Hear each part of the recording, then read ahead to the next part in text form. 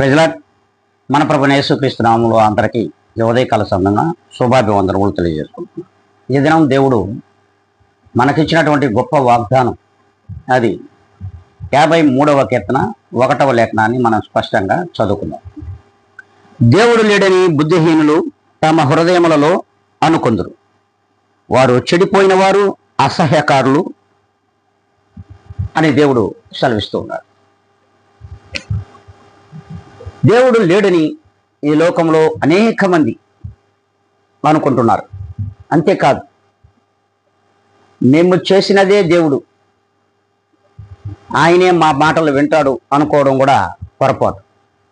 ఇటు వారిని అహంకారులు అంటున్నాడు. దేవునికి అసహ్యులుగా కూడా ప్రభువులు వారు చూపిస్తూ ఉన్నాడు.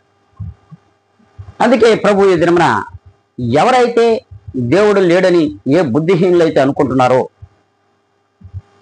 అట్టివారు నాకు అసహ్యులు, అట్టివారు నా పక్షంగా అహంకారులు కనుక వారిని ఎన్నడూ నేను క్షమించనంటాడు. మరి ప్రియమైన విశ్వాసులారా, మనము దేవుడు ఉన్నాడని, ఆ దేవుడు భూమిని ఆకాశమును సృష్టించిన వాడని,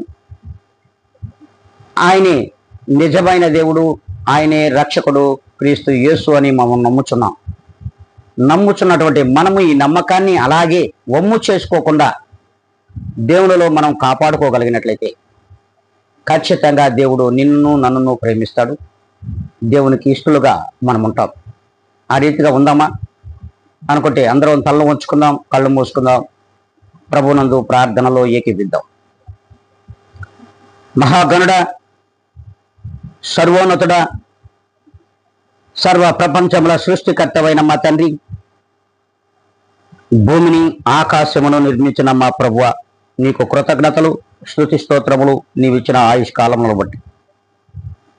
ప్రభా, ఈ దినమున నీ వాగ్దానము చేత మేమందరము కూడా నిజముగా దేవుడు ప్రభువైన యేసుక్రీస్తుని నమ్మి ఆ మహాధన్యకరమైన మాటలు మా అందరి హృదయములలో సంపూర్ణముగా ఫలింప చేయమని బ్రతిములు అడుగుతున్నాం.